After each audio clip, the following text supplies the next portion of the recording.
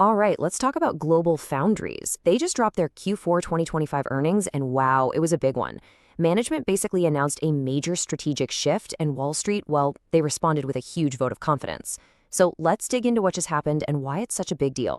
And when I say a big deal, I mean it. The stock absolutely exploded, jumping over 16% the day of the announcement.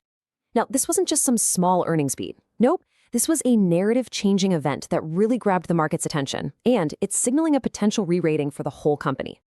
Okay, so what was behind that huge move? Let's get right to the numbers that lit the fuse. So check this out. It's not just that they beat expectations, it's how they did it. Revenue came in at $1.83 billion, a solid $30 million above what analysts were looking for. But the real story, the kicker, was on the bottom line. Their non-IFRS earnings per share, which really gives you a clean look at profitability, came in at 55 cents. The street was only expecting 47. They didn't just beat it, they crushed it. And then to ice the cake, they guided their Q1 revenue higher than expected too. You see, that combination of beating now and raising the bar for the future, that's the magic combo investors love to see. But look, a good quarter is one thing. A whole new growth story, that's something else entirely. And the real engine behind these numbers and that really bullish outlook is the company's exploding silicon photonics business. Honestly, this is the key to understanding the GlobalFoundries of tomorrow. And listen, management is not playing it cool. The CEO, Tim Brin, came right out on the call and put a huge target on the board, a $1 billion revenue run rate for silicon photonics by the end of 2028. That's not just some casual forecast. That's a massive flag planted firmly in the ground. It tells you they see a gigantic opportunity here, and they plan to own it. And this chart, it shows you everything you need to know. The growth is it's exponential.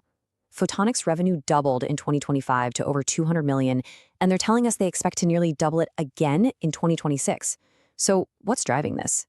It's all about AI data centers. To put it simply, silicon photonics uses light instead of electricity to move massive amounts of data. It's way faster, way more efficient, and it solves a huge bottleneck. And GlobalFoundries is perfectly positioned to own this space. So how are they going to get there? Well, they've got a really clear three-prongs attack. First, it starts with their foundation, over a decade of their own R&D. Then they're layering on smart, strategic acquisitions like Advanced Micro Foundry to add new capabilities. And finally, they're building out a whole ecosystem with partners like Corning to offer customers the complete package. It's a focused, smart, and aggressive plan. Okay, so let's zoom out a bit because this is bigger than just one product line. What we really heard on this earnings call was management laying out a whole new playbook for the entire company. They are pivoting, and they're pivoting hard towards the biggest, highest growth megatrends in technology. And this slide right here tells the whole story. The old GFS, that was heavily focused on cars and mobile phones. Fine markets, but not exactly where the explosive growth is. The new GFS, it's a completely different animal. We're talking AI connectivity, what they're calling physical AI at the edge, AI in real-world devices. And, of course, the huge geopolitical tailwind of onshoring critical supply chains. This is a fundamental rewrite of the investment story. They basically laid out these three core pillars for growth. First, the absolute explosion in AI data centers, which we just talked about. Second is AI spreading out into the real world. Think smart vehicles, robotics, medical devices, you name it. And third, this is a big one, capturing the huge demand from companies who now have mandates to source their chips from somewhere that isn't China or Taiwan. Each one of these is a massive tailwind that's going to last for years. And talk is cheap, right? So to put their money where their mouth is, the board just authorized a new $500 million share buyback program. This sends a really powerful signal.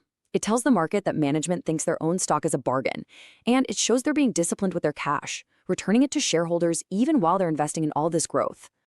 All right, so let's pull it all together. We've got a strong quarter, a powerful new narrative, and a confident plan for their cash.